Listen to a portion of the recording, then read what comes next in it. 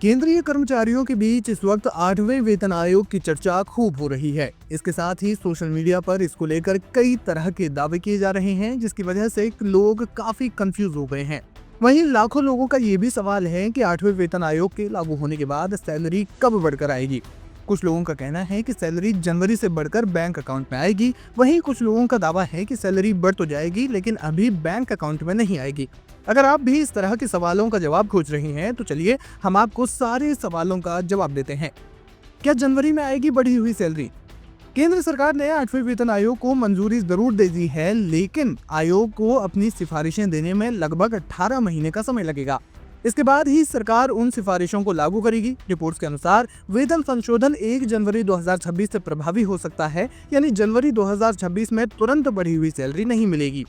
कर्मचारियों और पेंशनर्स को अभी इंतजार करना होगा। बेसिक पे में बदलाव आयोग की अंतिम रिपोर्ट के बाद ही होगा। क्या बंद हो जाएंगे डीए और एचआरए जैसे भत्ते?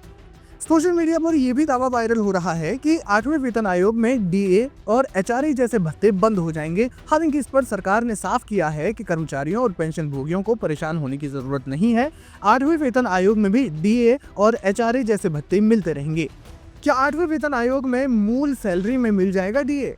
8वें वेतन आयोग में डीए को लेकर कर्मचारियों के मन में कई तरह के सवाल हैं। कुछ कर्मचारियों की मांग है कि डीए को मूल सैलरी में मिला दिया जाए। हालांकि केंद्रीय वित्त राज्य मंत्री पंकज चौधरी ने बताया कि फिलहाल महंगाई भत्ता या महंगाई राहत यानी डीए और डीआर को बेसिक पे में मिलाने का कोई प्रस्ताव नहीं है। महंगाई के असर को देखते हुए डीए और डीआर की दरें हर 6 महीने रिवाइज होंगी। आपको बता दें कि वित्त मंत्री पंकज चौधरी ने बताया कि 8वें केंद्रीय वेतन आयोग का गठन 3 नवंबर को जारी गजट नोटिफिकेशन के जरिए किया जा चुका है। इस 3 सदस्यीय आयोग में जस्टिस रंजन प्रकाश देसाई जो इसके चेयरपर्सन हैं, प्रोफेसर पुलक घोष पार्ट टाइम मेंबर हैं और पंकज जैन मेंबर सेक्रेटरी हैं। लेकिन डीए और डीआर को बेसिक पे में मिलाने के सवाल पर उन्होंने कहा कि फिलहाल ऐसा कोई प्रस्ताव सरकार के पास नहीं है, यानी पहले जैसी व्यवस्था हर 6 महीने में AICPI-IW के आधार पर डीए डीआर संशोधन जारी रहेंगे।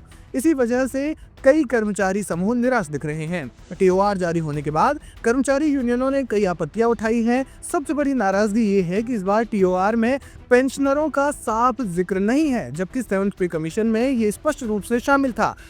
यूनियनें कह रही हैं कि इससे पेंशन संशोधन का दायरा कमजोर होता है।